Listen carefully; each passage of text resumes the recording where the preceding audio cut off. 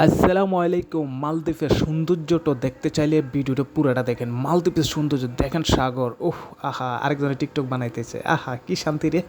এই হইলো মালদ্বীপের শুক্রবারের দিন আইসা পড়লাম আমি একটু ঘোরার জন্য। আর কত বড় পিছনে বিল্ডিং, আর এবং কি স্পিড বোট, আর হলেও এগুলাকে আমাদের বাংলাদেশি ভাইরা কেউ তাস খেলে, কেউ জুবা খেলে, নাকি দোনোটাতে একই না?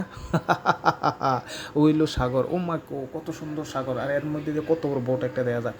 আর এর মধ্যে দিয়ে কিছু আমাদের বাংলাদেশি ভাইরা টিকটক বানাইতেছে। আর পিছন দিয়ে হচ্ছে একটা গাছ আছে, বট গাছ, সেরকম একটা বট গাছ, এটার লেগে সৌন্দর্যটা আরও সৌন্দর্য লাগতেছে। আর এইটা হইলো স্পিড বোট। আর এর আমার চুল দিয়ে একটু বাইল করতেছে, ঠিক আছে না?